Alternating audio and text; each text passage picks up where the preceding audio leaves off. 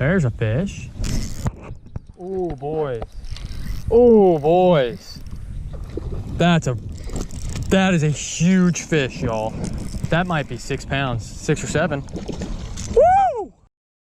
Welcome back, guys. Y'all might recognize this parking lot because I've shot 2 videos here already. It's the double ponds. But don't worry, I'm not gonna be shooting another crappie video. Mark's already here, he's fishing for crappie, but there's a pond back this way a little ways that he says is just full of big bass. So I think I'm gonna go back here with Mark for a little bit. I'm gonna go ahead and honk so that he brings the canoe up and picks me up. And then after fishing there for a while, when he leaves and we get him a cooler full of crappie, I'm gonna go over here and see if we can't catch some big old bass. So stay tuned. I might catch something nice in there. I'm throwing some bigger baits today. I've got the chatter bait right there, and I got a spinner bait on that one. So we'll see what happens. Stay tuned. My ride has not come to pick me up yet. Okay, we're done crappie fishing. Mark actually caught quite a few keepers in there, as you can see, and I hooked a bass that was definitely over 6, I believe. He jumped and threw it, so I'll be back in there later this week. But we're gonna get up to this little pond that Mark's talking about and see if we can't catch a 6 or 7 pound bass. Okay, he said follow the creek up. A lot of flies back here until you get to a big green hill. There's a big green hill right back there, and he said that's the dam. So we're gonna hike on up that little hill and check it out, see what it looks like.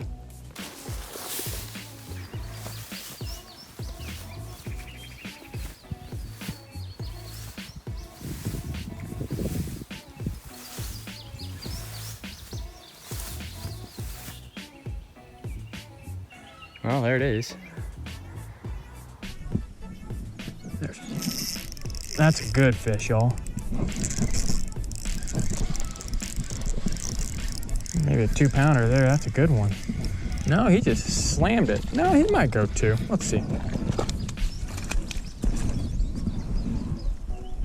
Boy, he's skinny though. I tell you what. Maybe a 1.75 pounds. It's a pretty fish though. He really was barely hooked even. Might actually be time for a new hook. This one's getting kind of dull.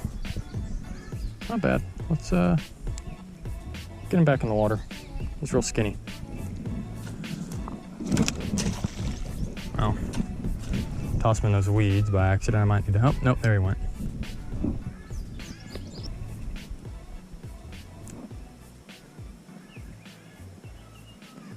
Must not be that dull. Just poked the crap out of me.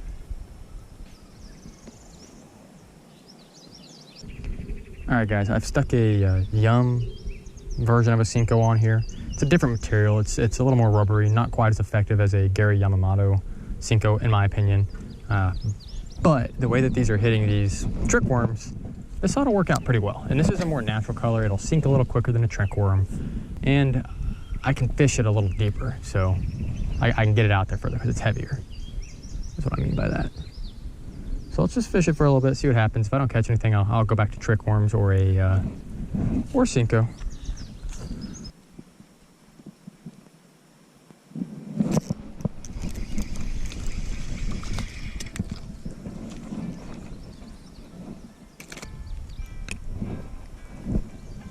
I was told the Yum ones were a little more durable.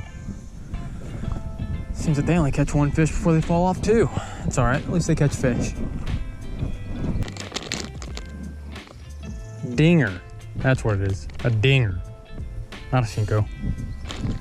You get these, 30 of them, for 1/3 of the price that you would get 10 Senkos. So it's like $4 or something. I might be wrong. The way I like to fish these guys is when you cast, like I just did there, just let it sit there for 4 or 5 seconds. As soon as it hits the water, watch your line on top of the water, and then give it just little taps, 5, 6 taps, just little taps.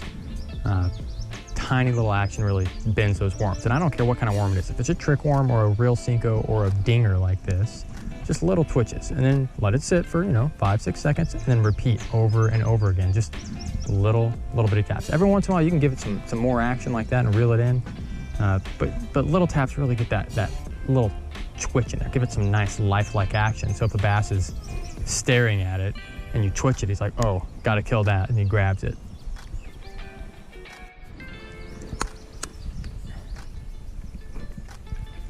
It's the second one of these. Look at the way he's hooked in there. Just take your finger, take your fingernail and pop it right on out of there.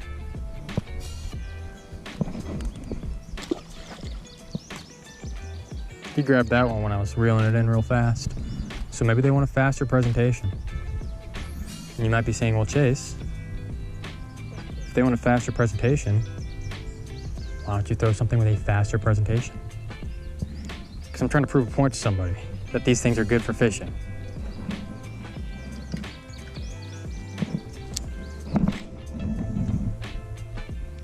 Boy, that one went flying. I don't know if y'all saw that. Dinger gone.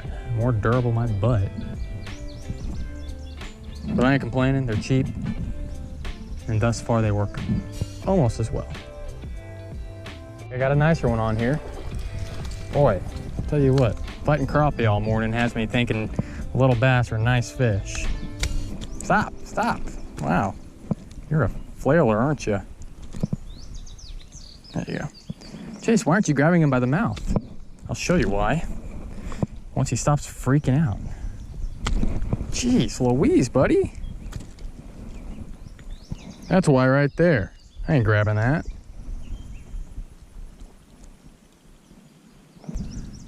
Another little one, a little nicer. You know, honestly, those are the size that you ought to pull out of these ponds like this because they're just way overpopulated. But these medium and little bass, they compete too much. There's not enough food for everybody.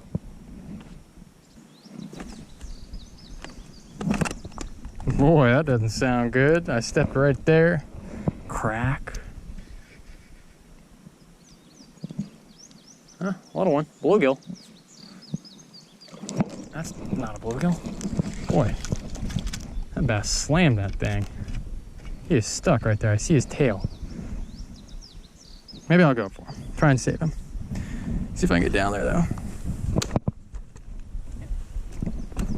Pretty precarious right in here. I won't lie. Whew. Oh, there he goes. Now he's stuck in there. I think he'll get out just fine. He's in the water, that's all that matters.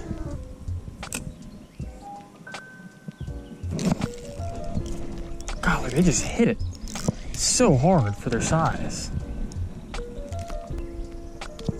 There he is. There he goes. Got half the dinger back.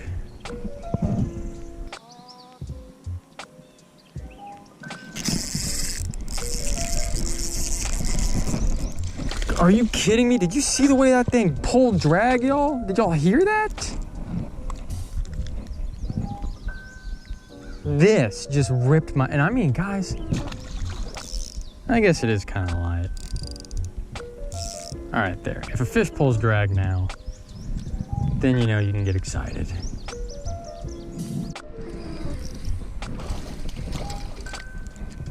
Save the Cinco, save the Cinco. Okay, we're good. Boy, he got me good on the thumb there. These fish need to calm down.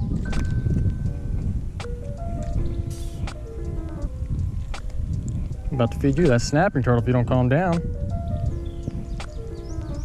Seriously, are you done?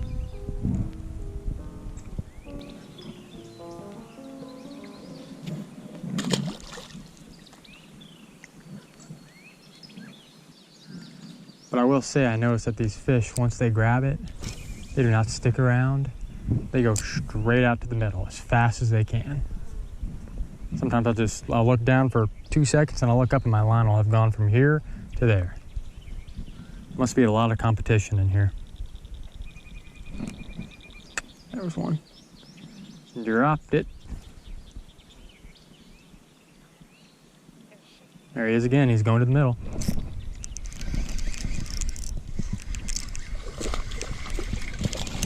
All about that size. I should probably start keeping some.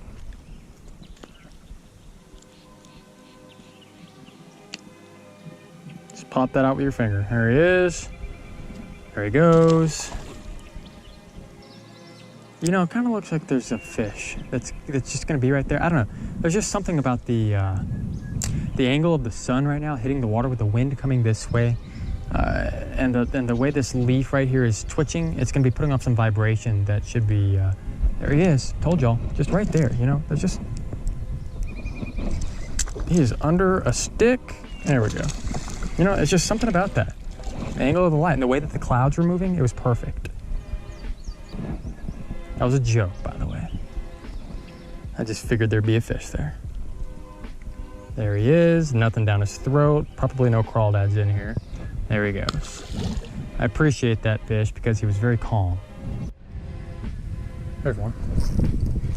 Boy, that's a little one, and I ripped him right out of the water, didn't I?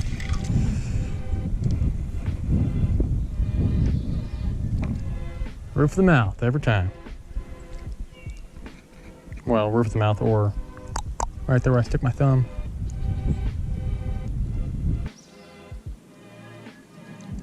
Dinger's got some pretty good action, I'm not gonna lie. I'll bad talk it, but it's been doing all right. It's been saving me some money while I weed through the little ones.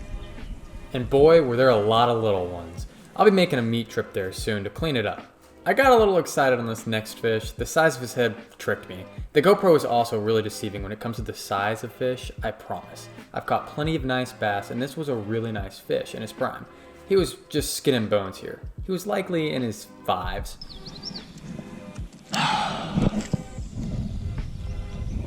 If y'all were a big one, where would you be in here? Out in the middle, right? I'm gonna go get my chatterbait and throw it on out in the middle. See what I can do.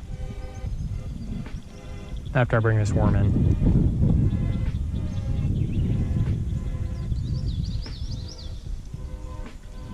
There's a fish.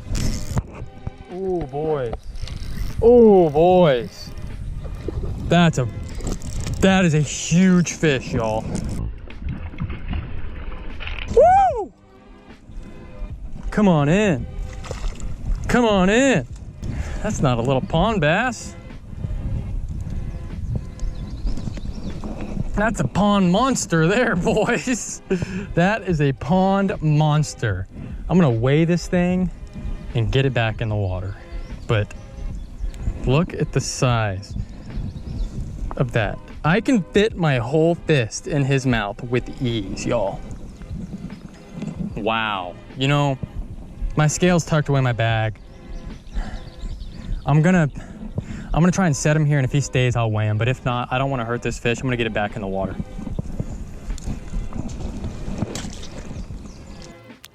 Guys, this water's pretty hot, and I don't want to leave this bass up here too long. I want to get him back out there in that deep stuff. So I'm not gonna measure him or weigh him, but y'all saw him on the GoPro. It's a really nice bass. I'm not sure what he weighed. Why don't y'all go ahead and leave a comment and let me know what y'all think he weighed, but this is a really, really old bass, and it's pretty skinny. So I'm gonna go ahead and get him going, back out there in that deep stuff. But to me, that's a fun catch. In this little pond, as I'm talking about how, oh, there he goes, he's ready to go. He just took off. But as I'm talking about, you know, oh, you know, if I was a big bass, I'd be out there, and he was sitting right there the whole time. So that's pretty cool. Back to fishing.